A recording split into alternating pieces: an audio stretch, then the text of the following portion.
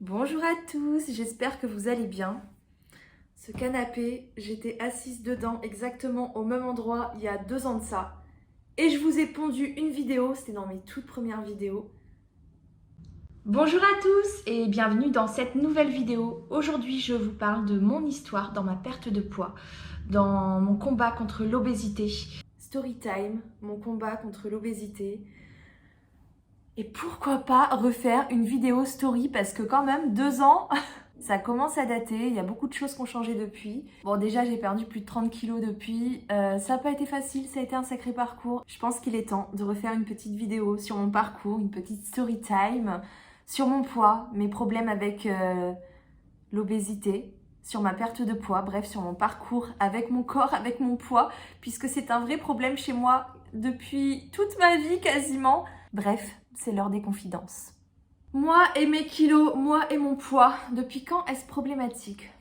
Alors déjà petite fille, je n'avais pas de problème de poids, j'étais pas plus que ça attirée par la bouffe ou même la nourriture. Franchement, j'aimais pas manger quand j'étais petite, c'est pas un truc qui m'attirait. J'allais à un anniversaire, on me proposait un gâteau, on me proposait du Nutella, ça me disait rien, j'étais même capable de refuser. Non, j'en veux pas, moi je veux jouer. Ma maman, sans déconner, elle se faisait taper sur les doigts par le médecin de la famille parce que j'étais trop maigre et que du coup, soi-disant, on me donnait pas assez à manger. C'est juste moi, en fait, qui n'étais pas spécialement attirée par la bouffe.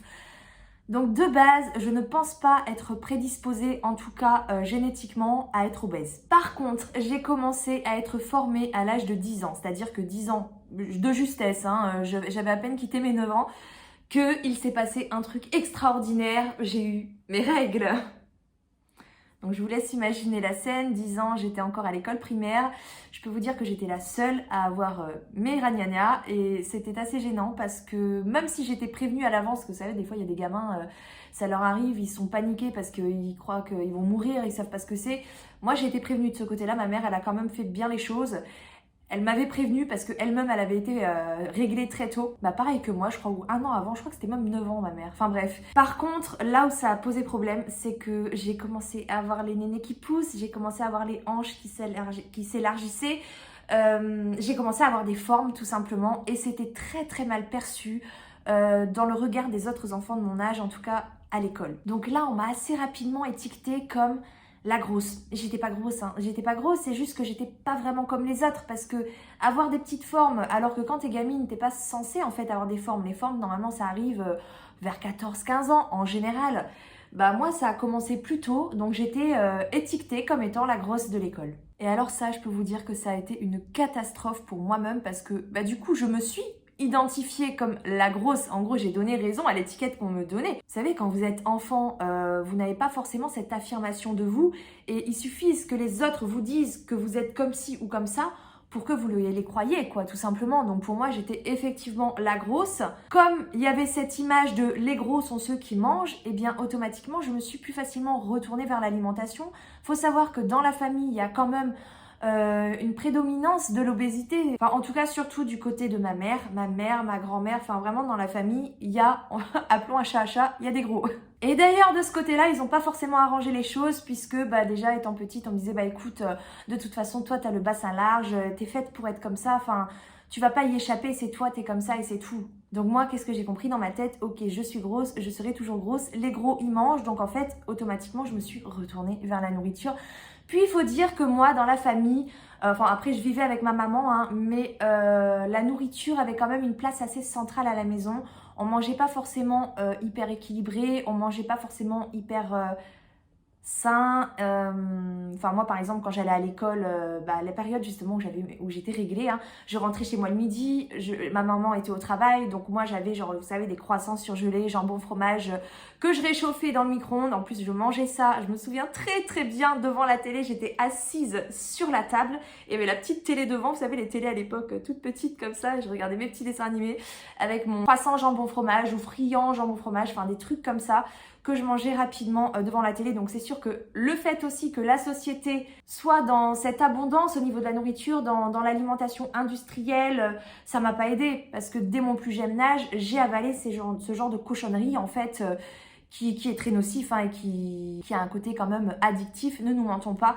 Mais le psychologique a quand même été l'élément déclencheur en tout cas dans mes comportements alimentaires, puisque depuis, je dirais pas mon plus jeune âge du coup, puisque petite j'avais pas de problème, mais depuis que j'ai été réglée vers l'âge de 10 ans, déjà j'ai commencé à me tourner petit à petit vers l'alimentation et à manger de plus en plus, et je mangeais pas forcément très bien. Donc je suis arrivée au collège, j'avais les formes de jeune fille qui venaient d'être réglées évidemment, mais j'avais aussi quelques petits kilos. J'étais pas grosse honnêtement, enfin je pense pas, mais j'étais quand même largement plus, comment dire, j'ai du mal à trouver les mots, plus large. Enfin, j'avais pas la même silhouette que les autres adolescentes de mon âge. Et j'étais automatiquement mise à l'écart parce que je rentrais pas dans le moule. Donc non, pour moi, quand je regarde, je vous laisse voir la photo et juger de vous-même, je me trouvais pas grosse, il n'y avait pas de problème de poids particulier. J'aimais bien manger forcément puisque, comme je vous l'ai dit, je me suis à ce moment-là retournée plus vers la nourriture. J'étais pas non plus dans quelque chose de maladif, hein. Mais au collège, ça s'est empiré, j'étais la grosse. Et on m'a bien fait comprendre que c'était quelque chose de choquant, c'était pas juste je suis un peu différente ou quoi, non, j'étais vraiment la grosse. Alors là, à partir de ce moment-là, mon projet directement, et je vous parle vraiment de ma vie de collège, hein, c'était de maigrir. Plus que tout au monde, je voulais maigrir, je voulais juste être comme les autres, je voulais être intégrée tout simplement. De là, qu'est-ce que j'ai fait? Premier réflexe, je me suis créé un programme alimentaire. Je fais ok, j'avais une vision très très restrictive de la perte de poids, de ce que j'avais entendu de droite, de gauche, du peu que j'en avais entendu en tout cas, parce que bon, on n'avait pas accès à l'information comme aujourd'hui, hein, les réseaux sociaux, téléphone portable, tout ça, ça n'existait pas encore, hein. Moi, j'ai eu mon premier téléphone portable, si j'étais au collège, je crois, à la fin du collège, au milieu du collège, je crois. Mais pas de connexion internet, enfin voilà, c'était quand même assez réduit. Ça n'a rien à voir avec le monde d'aujourd'hui, hein. Ça y est, je suis vieille. Oh là là, c'est pas vrai. Je suis d'ancienne génération. Oh, c'est pas vrai. Bref, en tout cas, du peu que j'en avais entendu, et de la bouche d'adulte, hein, forcément, pour moi, un adulte qui parle, alors que moi j'étais gamine, je buvais les paroles, hein. Et bien pour perdre du poids, il fallait faire du sport à outrance et arrêter de manger. Vraiment arrêter de manger, c'est même pas manger un petit peu ou manger équilibré. J'avais même pas de notion d'équilibre alimentaire. À vrai dire, on m'a jamais amené voir un médecin pour mes kilos ou quoi. Les problèmes de poids, c'est quelque chose de limite normal dans la famille. En tout cas, ça existe chez tout le monde. Ce serait déplacé de ma part de vous dire ça, mais en gros, il y a des membres, enfin en tout cas, il y a au moins une personne dans ma famille qui est passée par la chirurgie bariatrique. Mais moi, on m'a fait comprendre que voilà, c'était comme ça, que je pouvais pas y échapper, c'était ma nature en fait, alors qu'aujourd'hui, j'en suis pas vraiment d'accord. Bref, donc j'avais une vision très stricte de la perte de poids. Si je voulais maigrir, il fallait que j'arrête de manger, donc vraiment que je mange genre une pomme de temps en temps.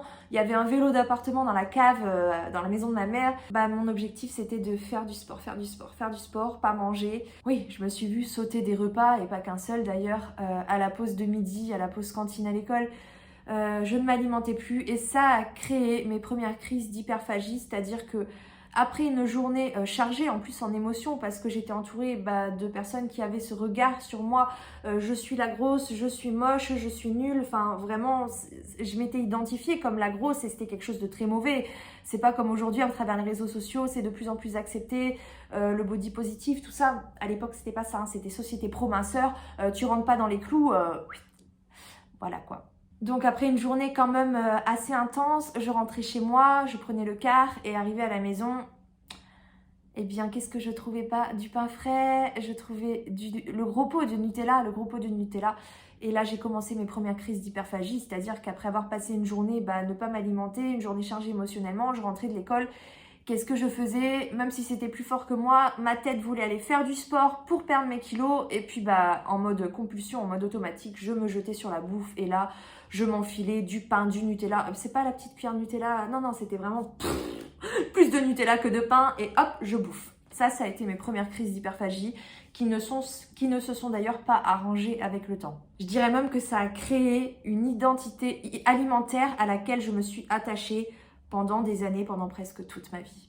Malgré ça, même si je commençais à devenir un peu plus potelée, j'avais quand même toujours une silhouette, je vous montre une photo à côté. Ça c'était, je crois que c'était vers mes 16 ans, 17 ans, si je dis pas de bêtises.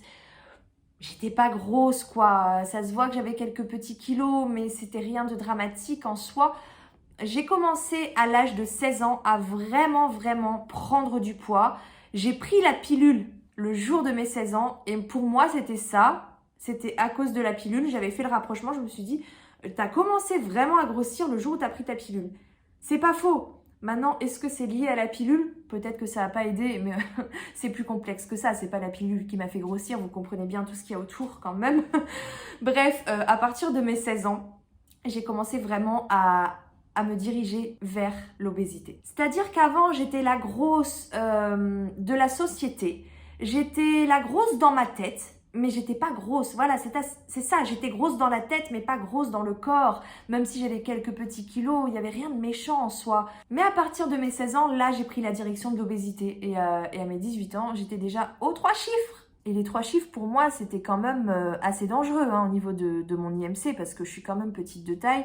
Je fais 1m62. Bon, je faisais 1m63, je crois, à l'époque. Mais bon, voilà, j'ai toujours été quand même assez petite, même si, en général, vous qui me regardez sur les réseaux, vous pensez toujours que je suis grande, mais non, je suis petite. Bon, alors, tant qu'à être dans les confidences, faut savoir que à cette époque-là, je n'avais aucune confiance en moi. Je ne croyais pas du tout en moi, ce qui fait que je procrastinais énormément. C'est-à-dire que j'avais toujours ce projet, et c'est devenu même un rêve, parce que j'ai jamais réussi à le concrétiser. Et c'est quelque chose que je voulais depuis le collège. Je voulais perdre du poids, je voulais être fine, je voulais être comme tout le monde. Et je me sentais toujours à l'écart justement de la société parce qu'il y avait ce regard qu'on posait sur moi. Même quand j'ai quitté l'école, je suis arrivée à la fac, je sentais toujours ce regard, même si les gens me disaient plus les choses. Je le sentais en fait et je voulais maigrir plus que tout. Je me suis inscrite à une salle de sport quand j'étais à la fac au tout début. Je pensais vraiment que j'avais entendu des choses et je pensais que le sport allait me permettre d'éliminer mes kilos sans forcément changer mon alimentation, chose qui n'a pas fonctionné. Par contre, je me souviens que la salle de sport où j'étais avant à Brest, elle était trop bien parce que je me tapais un hammam et un sauna et j'étais tout le temps toute seule dedans, plus la piscine à côté et une salle de musculation pour les femmes. Oh là là, qu'est-ce qu'elle était bien cette salle à Brest. Je sais plus comment elle s'appelle par contre, vous m'excuserez pour les Brestoises, mais elle était trop bien. J'ai jamais trouvé une salle de sport comme ça. Bref, en tout cas, elle m'a pas permis de perdre mes kilos parce que le sport, c'est pas suffisant pour maigrir. Donc j'étais dans l'obésité, j'étais jeune, mais ça a duré. C'est-à-dire qu'à chaque fois, je procrastinais, j'avais des objectifs, je voulais perdre du poids, j'avais plusieurs idées pour m'y mettre, des régimes et compagnie. Au final, j'en ai pas fait tant que ça. De mes 18 ans jusqu'à mes 28 ans, non, 27 ans, voilà, de 2008 jusqu'à 2017, il y a eu quelques tentatives. J'ai essayé le sport. Donc la salle de sport, il y a eu une période aussi où j'allais faire des footings, j'allais courir, je faisais des abdos chez moi. J'ai essayé Weight Watcher, donc le système de comptage de points. J'ai essayé un régime que m'avait donné mon médecin, donc nutritionniste. Voilà, c'est à peu près tout. J'ai essayé 2-3 trucs, mais ça n'a jamais duré longtemps, j'arrivais jamais à tenir. Déjà, je procrastinais pour vous dire en 10 ans. J'ai dû essayer 3-4 trucs. C'est que vraiment la plupart du temps, j'étais dans mes habitudes d'hyperphage, mais très nocif, très toxique. C'est-à-dire que je passais mes journées à bouffer littéralement. Le midi, à la pause, à la fac, quand j'allais en cours, parce que j'ai toujours été un peu fêtarde, voilà. Mais je passais ma vie au restaurant, avec les copains, les copines, au bar, à se prendre des tapas, dans les fast-foods. Alors les fast-foods, je les connais tous. J'ai fait tous les fast-foods du monde, je pense. Là-dessus, je pense avoir une certaine expertise dans les fast-foods, sans déconner. Et quand je rentrais chez moi, rebelote, soit je me faisais livrer un fast-food, soit je mangeais, souvent c'était genre le gros plat de pâtes avec la tonne de beurre, de crème fraîche, de gruyère râpée, je mélangeais tout ça, ça faisait une texture un peu blanchâtre où il y avait plus de fromage et de crème que de pâtes. Enfin vraiment, ouais, c'est choquant, mais c'était mon quotidien, faut le savoir. Petit à petit, je suis rentrée aussi dans l'addiction au coca, où je buvais jusqu'à plus de 2 litres de coca par jour. Je pouvais aller me chercher un truc à la supérette, à la boulangerie. La boulangerie, ça allait être le gros sandwich, genre le savoyard, avec plein de fromage et tout. Et derrière, une pâtisserie, voire 2 pâtisseries. Plus le soda. Voire non, je prenais même pas qu'un soda. Quand j'étais addict, j'en prenais 2. J'étais avec ma voiture à un moment donné. Donc ça, je vois un peu plus loin, parce que j'avais pas ma voiture à 18 ans, je l'ai eu un peu plus tard. Mais en tout cas, mes habitudes n'ont pas changé par rapport à mes comportements alimentaires. Ça a toujours été de l'excès toute la journée, sauf le matin. Le matin, je crois même que le matin, je mangeais pas à l'époque. J'ai jamais été trop du matin, petit-déj et compagnie. Ça a jamais été trop mon délire. Les repas, c'était excessif. J'étais pas forcément dans du grignotage non plus, mais je trouvais complètement refuge dans la nourriture et j'étais dans une hyperphagie où je me remplissais pas jusqu'à vomir, mais jusqu'à ce que vraiment il n'y a plus de place parce que j'ai mal au bide. Et c'était comme ça à chaque fois. Et si j'avais pas mal au bide, eh ben, je peux vous assurer que j'aurais continué à m'empiffrer encore et encore. Et à m'empiffrer, pas de légumes, hein. Non, mais même le plat, genre me cuisiner un petit plat diététique, genre j'ai été capable de me refuser de me le préparer dans mon esprit de procrastination, de perfection, en me disant non, ça j'ai prévu pour après. Genre les bonnes habitudes, là, je vais les reprendre lundi prochain ou le mois prochain. Donc pour l'instant, tant que je suis pas là-dedans, je vais pas me faire un truc diététique, même si c'est bon. Non, je continue avec mes conneries à fond parce que je profite à fond parce qu'après, je sais que c'est fini. Pour vous dire dans quel état d'esprit j'étais, c'était incroyablement maladif. Aucune confiance en moi, esprit perfectionniste en me disant je le ferai à tel moment, à telle date, de telle manière. Je mettais la barre hyper haute, hein, franchement.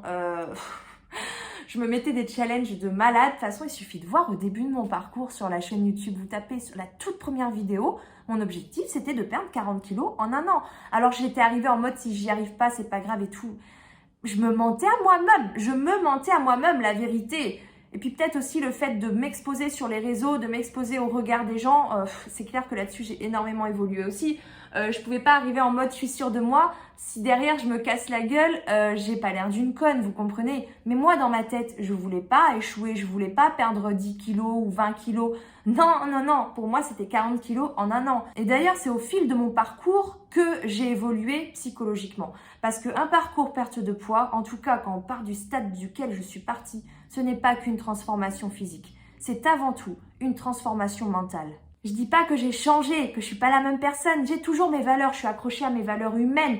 C'est pas le fait d'avoir fait tant d'études, d'avoir perdu tant de kilos, d'avoir réalisé tant de choses dans ma vie qui font que je suis devenue quelqu'un de meilleur. Je suis la même, mais je me suis enrichie.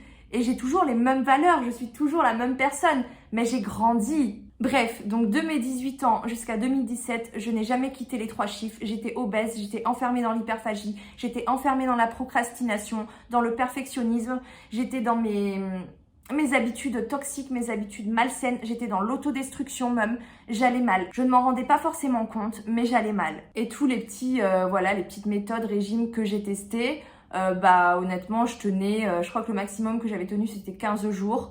Où j'arrivais à perdre du poids évidemment, hein, mais derrière je reprenais quelques kilos en plus. Après voilà, de ce côté-là, je suis assez chanceuse de ne pas avoir testé des régimes à outrance, chose qui quand même a un impact sur notre métabolisme. De ce côté-là, du coup, je me suis plutôt préservée, mais par contre, j'ai continué à manger quoi. Bref. Donc ça, c'est de mes 18 ans jusqu'à 2017, presque 10 ans, donc une grosse partie de ma vie, évidemment, de mes 18 ans jusqu'à mes 27 ans, où l'hyperphagie ne me quitte pas, où je suis dans cet engrenage de je bouffe, je continue à prendre du poids, je continue à foutre ma santé en l'air. J'ai été autour de, je dirais en moyenne, je crois que vers mes 18-20 ans, ma moyenne c'était dans les 107 kilos, je perdais un peu, je reprenais, je me pesais pas énormément non plus. Mais il y a eu qu'une fois où j'ai vu 99 kilos, c'était après une période où je faisais pas mal de sport, après une grossesse aussi parce que j'ai eu tendance à perdre plus facilement du poids sans rien faire après les grossesses. Donc j'avais déjà perdu quelques kilos, j'avais eu une gastro et j'étais descendue aux 2 chiffres, j'avais eu 99 kilos, ça avait duré une journée et après rebelote, j'étais remontée. Mais je tournais toujours au-dessus de 100 kilos, 107 kilos, 110 kilos, 115 kilos. Et j'étais rendue à 119 kilos le 1er janvier 2017. Et là, je me suis lancée dans une méthode que j'avais découverte grâce à une copine, que j'avais découverte il y a déjà plusieurs mois, voire années de ça, mais avec laquelle j'avais, comme pour tout le reste, procrastiné, donc remis au lendemain. Et 1er janvier 2017, je suis motivée, cette fois-ci, je change de vie, c'est aujourd'hui ou jamais. Et là, je peux vous dire que le mental, il est à son summum. J'avais même regardé, je me souviens à l'époque, des vidéos de Chris Powell, là, je sais plus comment ça s'appelle déjà, transformation extrême ou un truc du genre, spécial obésité, enfin je sais plus.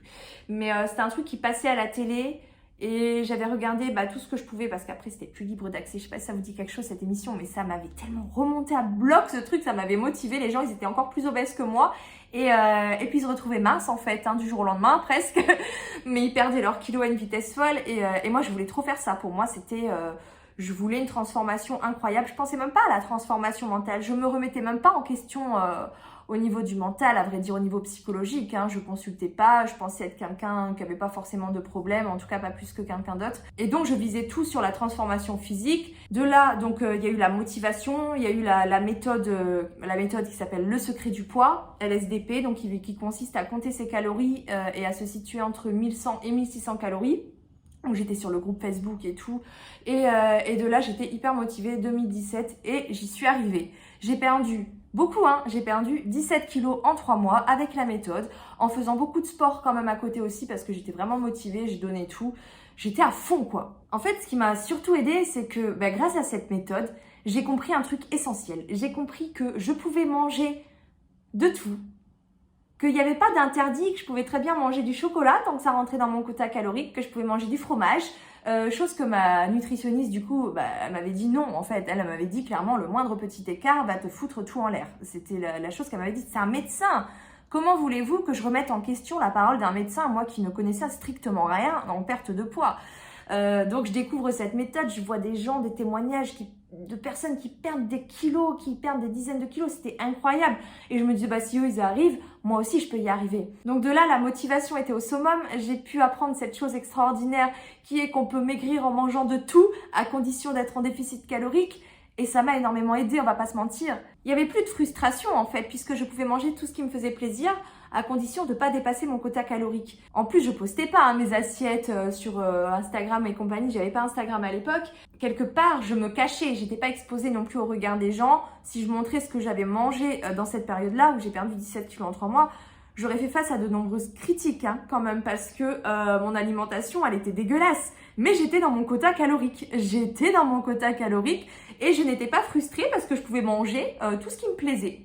Donc j'avais compris que j'avais pas besoin de m'interdire un certain type d'aliments pour réussir à perdre du poids. Ça marchait, je perdais mes kilos. J'étais à fond, quoi. Bref, donc de là, j'ai perdu 17 kilos en 3 mois. Après, je suis tombée enceinte. Je suis tombée enceinte, je savais pas trop quoi faire. Est-ce que j'allais continuer ou pas? Sur le coup, je me suis dit oui. Puis petit à petit, j'ai commencé à relâcher, puis à complètement relâcher. Parce qu'en fait, il y avait 2 problèmes. Le premier problème, et ça je m'en suis rendu compte finalement au fil de mon parcours là, depuis, parce que mon parcours là il a commencé au début de ma chaîne YouTube, c'est-à-dire il a commencé le 6 janvier 2020, le jour de mes 30 ans. Et donc je me suis rendu compte de 2 choses très importantes qui n'ont pas marché avec cette méthode. La première, c'est que j'envisageais la perte de poids comme une étape temporaire de ma vie. C'est-à-dire que je savais que ça allait être difficile parce que mine de rien, même si je mangeais ce que je voulais, que j'étais pas frustrée, je mangeais pas beaucoup, j'avais faim, c'était pas facile. Je me couchais le soir avec le ventre qui gargouillait, j'avais des migraines aussi parce que j'ai tendance à avoir un terrain migraineux et quand je mange pas assez, j'ai des fortes migraines, mais je tenais bon, j'étais motivée, il y avait le mental, il était là, il n'y avait pas de souci. Donc quelque part, j'avais cette vision de faire des efforts à court terme parce qu'une fois que j'aurais réussi, que j'aurais atteint mon objectif, c'est bon quoi. Alors j'avais entendu parler de la phase de stabilisation, je me suis dit bon ok, ça sera un deuxième truc derrière et puis après terminé et je pourrais manger ce que j'aime, je pourrais manger normalement et j'aurais atteint mon objectif. Donc ça c'était la première chose qui est une erreur hein. Et la deuxième chose c'est que j'avais faim donc j'étais en restriction énergétique en fait, j'étais dans la privation. Donc quelque part c'était un régime. Pourquoi? Parce que c'est une méthode qui peut très bien aller à certaines personnes, hein, mais moi, c'était pas assez pour moi. Et effectivement, là où on me tapait sur les doigts quand j'essayais de poser la question sur le groupe Facebook, parce qu'il y a un groupe Facebook lié à la méthode Le Secret du Poids, j'avais entendu parler du métabolisme de base, qui rejoignait justement cette histoire de calories. Et on me disait non, le métabolisme de base, faut pas le prendre en compte, tu suis la méthode et c'est tout. Sauf que moi, j'avais la dalle en fait. J'avais la dalle. Parce que oui, mon métabolisme de base, il est important. Il correspond à mes besoins. Le métabolisme de base, c'est ce que ton corps a besoin en énergie, donc traduit en kilocalories, hein, pour faire fonctionner le strict minimum en fait au repos. C'est-à-dire que tes organes, ils ont besoin quand même d'un peu d'énergie, même si tu fais rien dans ta journée, même si tu dors, tu as besoin d'énergie. C'est-à-dire que sans ça, ton corps, il peut pas fonctionner normalement. Donc moi, mon métabolisme de base, à l'époque, il était quand même assez élevé. Il était autour de 1800-2000 calories, je ne sais plus exactement. Donc moi, j'étais constamment sous mon métabolisme de base. Ça veut dire que je n'apportais pas assez d'énergie à mon corps. Alors évidemment, j'ai continué à vivre, mais c'était dangereux. Heureusement que ça a duré que 3 mois quand j'y pense. C'est-à-dire que je perdais du poids, mais j'étais sur réserve. j'apportais pas l'énergie que mon corps avait besoin. Et je pensais que si je mangeais plus, j'avais cette idée là un petit peu de moins je mange, plus je maigris. Et je pensais vraiment que si je mangeais un peu plus, bah, j'allais reprendre du poids. Je me souviens le jour de mon anniversaire, alors, du coup j'avais quel âge? 2017, j'avais 27 ans, donc ça devait être pour le jour de mes 28 ans sûrement. Je me souviens très bien de ce jour-là, je me suis autorisée un 1800 calories. Et j'étais fière de moi, je me suis dit, ah c'est cool, j'ai pu prendre 1800 calories aujourd'hui et tout. Aujourd'hui, bah, vous voyez là, ça fait 2 jours, je suis à 2200 calories par jour. Voilà, pour vous dire. Bref, donc le problème c'est que j'étais dans cette vision à court terme et j'étais dans la privation énergétique qui à long terme ne dure pas de toute façon, qui t'amène presque automatiquement au yo-yo, à moins d'avoir quand même un sacré mental de fer, que tu tiennes jusqu'au bout, que tu fasses une bonne phase de stabilisation, mais qui risque d'être quand même très longue et très compliquée, mais pas impossible, mais franchement c'est déconseillé, hein. Je crois bah voilà, ça rejoint l'idée des régimes et scientifiquement parlant, je crois que les pourcentages par là c'est bien de 5% de taux de réussite. Donc voilà, ça donne quand même une idée de ce dans quoi on risque de s'aventurer quand on choisit la restriction énergétique en tout cas, surtout pour une personne comme moi qui avait quand même de grosses faiblesses psychologiques. Bref, j'ai eu ma fille et je me suis dit bon bah je reprendrai, c'est pas grave, je reprendrai ma perte de poids quand j'aurai eu ma fille. Et là, de base, j'ai pas choisi de me mettre sur Instagram pour la tournure que les choses ont prise à l'heure actuelle, hein. C'était plus comme un journal intime pour avoir une trace, un journal de bord de mon parcours.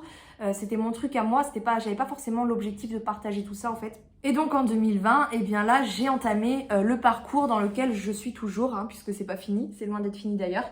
Et j'ai partagé tout ça avec vous. Et là, j'en ai appris des choses. Je pense que déjà, ce qui m'a sauvée, bah, c'est la connaissance, c'est d'apprendre. J'en ai notamment beaucoup appris avec Antoine. Antoine, c'est Reborn to Super Hero sur Instagram. Lui, j'ai passé des heures et des heures à discuter avec lui. Il m'a ouvert les yeux sur plein de choses. Donc ça, je vous parle de 2020, au début de mon parcours. Aujourd'hui, on parle plus trop de perte de poids, mais c'est vraiment devenu, pour moi, c'est un ami, même si je l'ai encore jamais vu. Ça nous arrive encore de parler pendant des heures, mais pas sur le sujet de la perte de poids en général, on parle d'autres choses. Mais bref, en tout cas, à l'époque, il m'a appris énormément de choses. Donc Antoine, c'est une personne ancienne obèse hein, qui a perdu plus de 100 kilos et qui m'a enseigné vraiment beaucoup de choses. Et j'ai trouvé ça mais tellement passionnant, tellement intéressant que j'ai continué à me renseigner. J'ai continué à boire des savoirs en fait, que ce soit dans les livres, dans les émissions, dans des vidéos, dans les échanges avec d'anciennes obèses. J'ai amassé comme ça plein de connaissances. Ça, je peux vous dire que ça m'a aidé. Ça m'a beaucoup enrichi. Mais bon, déjà, avant même cet enrichissement au niveau du savoir, j'ai commencé mon parcours donc pour de bon, c'est-à-dire le 6 janvier 2020. Hein, j'ai partagé sur YouTube le début de mon parcours. Vous pouvez aller voir si vous voulez. Tout mon parcours y est. J'ai rien supprimé et franchement, je supprimerai jamais rien, même s'il y a des vidéos qui sont plus difficiles à regarder. Je laisserai tout. Je laisserai une trace. C'est mon parcours et je ne peux que en être fière parce que même s'il y a des choses qui sont pas glorieuse, j'ai énormément appris. Bref, donc j'ai commencé mon parcours avec cette idée de la restriction énergétique, c'est pas un bon truc en fait. Donc je vais reprendre ce que j'ai trouvé de bon jusque-là. Notamment, j'ai pioché dans LSDP puisque ça fait partie de mon expérience, je l'ai fait pendant 3 mois. L'idée de pouvoir manger de tout, c'est-à-dire tu peux prendre du chocolat, tu peux prendre du fromage, tu peux manger de tout en fait tant que tu respectes ton déficit calorique. J'ai gardé cette idée-là que je trouve très très bonne et qui justement permet de pouvoir perdre du poids sans être frustré puisque la frustration c'est pas bon du tout. Donc j'ai commencé mon parcours là en 2020 sans frustration, sans privation, puisque j'ai augmenté mon quota calorique, hein, j'étais aux alentours de 2000 voire 2500 calories. Et de toute façon sur Instagram, vous pouvez aller voir dans mes stories à la une, je crois qu'il y a, au début de mon parcours, je faisais des petits bilans de journée et tout est conservé, hein, il y a des traces de tout ça, même si j'ai pas partagé chaque journée non plus, forcément vous imaginez bien, c'est assez compliqué, mais en tout cas il y a une trace de beaucoup de choses et ça y est. Donc j'ai monté mon apport calorique, ce qui fait que je n'étais plus dans la privation énergétique, donc plus de frustration, plus de privation, de plus en plus de connaissances sur la perte de poids. Et là, je me suis sentie pousser des ailes. C'est-à-dire que je me suis dit, c'est bon, j'ai toutes les clés en main en fait. Je me suis vraiment passionnée en fait. Donc je me suis lancée et j'étais trop contente parce que je me rendais compte que j'arrivais à perdre autant de poids pratiquement qu'en 2017, là où je tournais aux alentours de, en moyenne, 1400 calories, je dirais. Là, j'étais en moyenne peut-être vers 2000 calories, donc beaucoup plus. Et je perdais pratiquement autant de poids en fait. Donc c'était Eureka! Jusqu'à un jour où je me casse la figure. Et là, qu'est-ce que je suis censée faire quand je me casse la figure? Pendant toute ma vie, qu'est-ce que j'ai fait quand je me suis cassé la figure? La perfectionniste que je suis mettait tout ce qui était accompli à la poubelle et revenait à la case départ. Parce que l'échec, là, moi, j'en veux pas en fait. Non, je veux un perfect, je veux un truc bien. Non, je mets ça à la poubelle et je reviens à case départ. Sauf qu'en fait, j'avais encore perdu pas mal de poids et je m'étais déjà cassé la figure en 2017. Donc là, je me suis dit, hello, tu vas faire quoi? T'as perdu, je sais pas, peut-être j'avais perdu 10 kilos, 20 kilos, je sais pas trop. T'as perdu du poids, tu vas les reprendre et tu vas les reperdre en faisant mieux les choses. T'es sûre que c'est la meilleure chose à faire? Bah non, en fait. Donc là, je me suis inscrite dans une autre démarche. Comprendre où était le problème.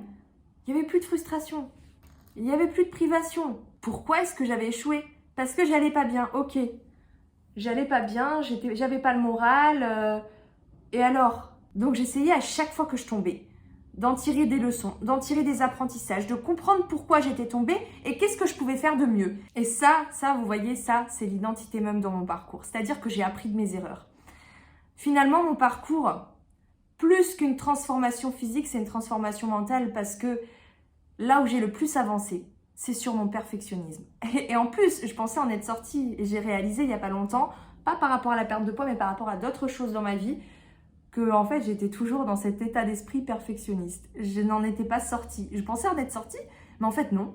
Non, je suis toujours perfectionniste. Je l'ai réalisé il y a peu de temps de ça. Et c'est vrai que la perte de poids m'a aidée à évoluer de ce côté-là, puisque à chaque fois que je tombais, à chaque fois que je faisais une erreur, si on peut dire ça comme ça, j'en tirais un apprentissage. Donc j'en tirais quelque chose de positif qui me permettait de mieux faire derrière et d'en sortir grandi, d'en sortir enrichi. Donc j'ai compris que j'avais une trop grosse exigence envers moi-même et que ce qui finalement me faisait le plus défaut dans mon parcours, c'était pas forcément la restriction énergétique, c'était pas forcément la frustration. Alors si, ceux-là, ils ont énormément joué.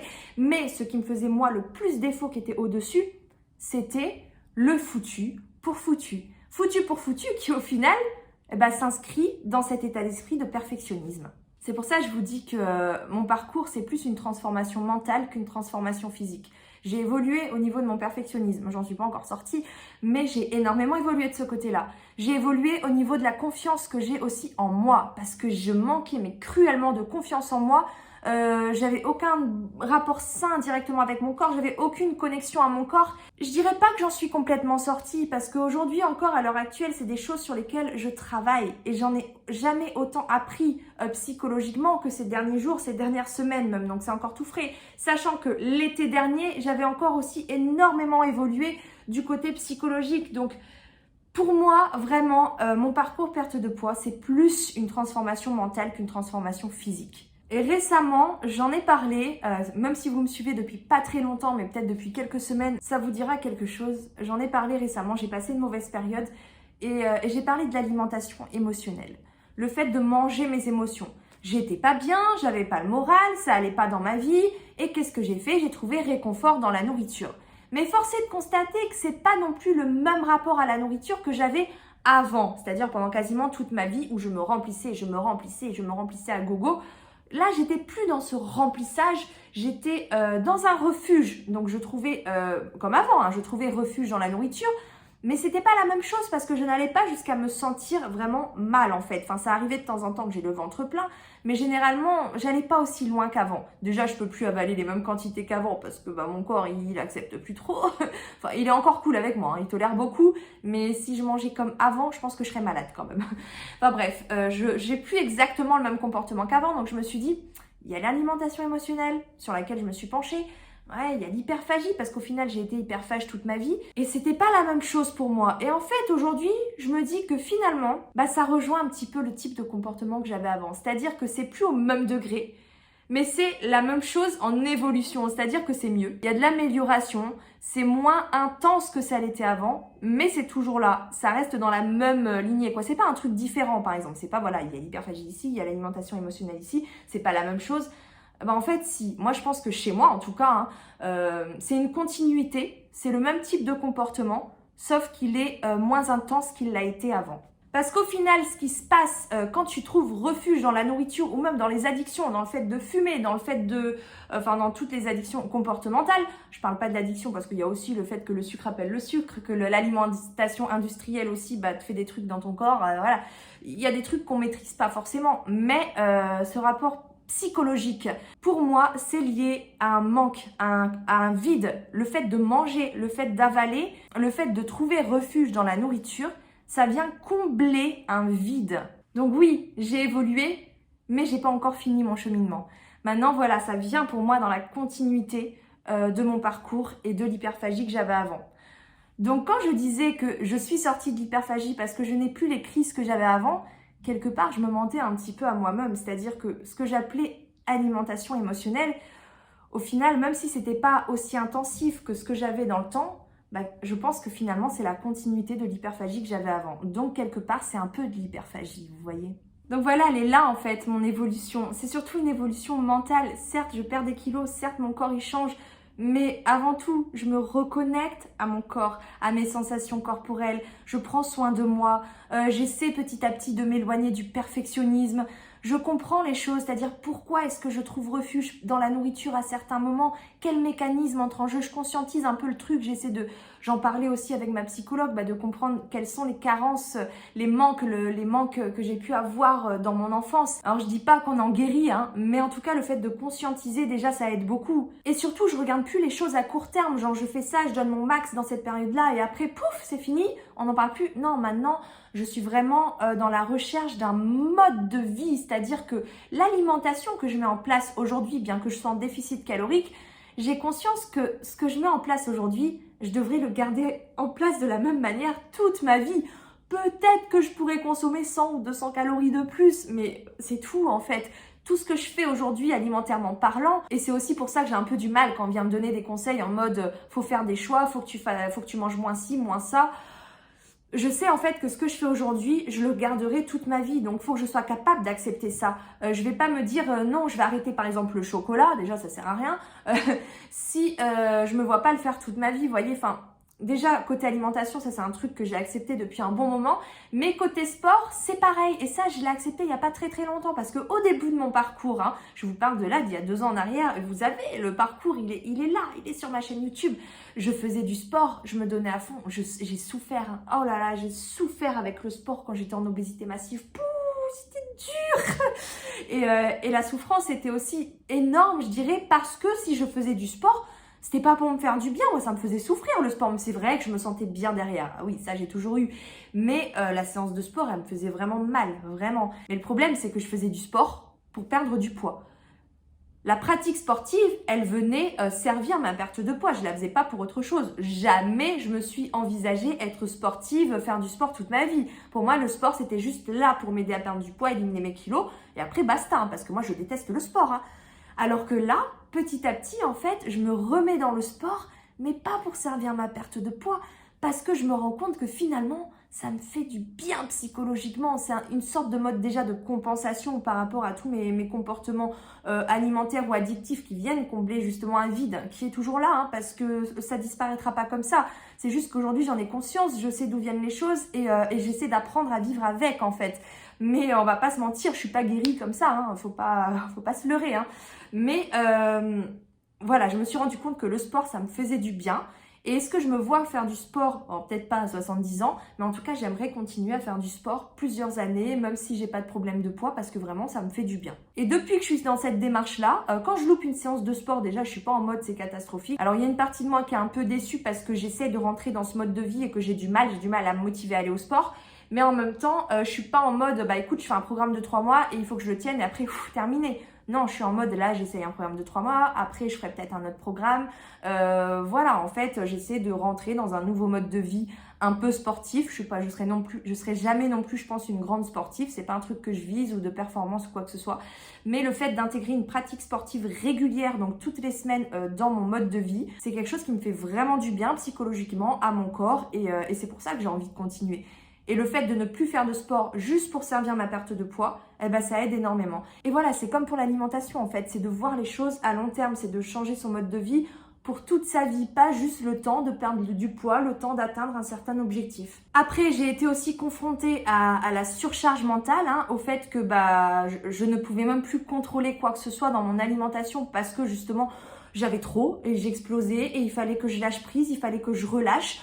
Pourquoi? Parce que toujours ce foutu perfectionnisme, même s'il est moins important qu'avant, puisque maintenant j'accepte l'échec et j'accepte de me relever même quand je tombe, donc j'ai quand même bien évolué de ce côté-là. Et je tire des apprentissages de mes échecs, c'est surtout ça. Mais mon perfectionnisme, moi, dans ma vie de manière générale, m'a poussé dans mes retranchements à faire beaucoup trop, à fournir beaucoup trop d'efforts sur plein de points en même temps. Déjà, c'est bien connu, les femmes dans notre société, surtout quand on a des enfants, on a quand même pas mal de responsabilités sur les épaules et puis on attend beaucoup de nous. En fait, on attend beaucoup de nous au quotidien, on doit être des superwomen, on doit gérer sur tous les fronts. Et moi, avec mon perfectionnisme, j'ai essayé d'être cette Wonder Woman, pas forcément sur la perte de poids, mais de manière générale dans ma vie. Ce qui fait que j'ai fait un burn-out. Et évidemment, j'en avais tellement dans la tête que, en plus, m'imposer des contraintes dans l'alimentation pour perdre du poids, c'était devenu trop en fait. Donc toujours en rejoignant ce perfectionnisme qui me poussait à en faire beaucoup trop, je ne pouvais plus contrôler. Et là, je me suis même remise en question sur le fait de contrôler mon alimentation, surtout en ce moment avec cette histoire d'alimentation intuitive qui est hyper à la mode, on va pas se mentir. Ça m'a un peu perturbée aussi, je vous avoue. Je me suis remise en question, je me suis dit, est-ce que le problème, c'est pas le fait que tu contrôles ton alimentation, que tu devrais rien contrôler, que tu devrais laisser faire les choses, juste être à l'écoute de ton corps?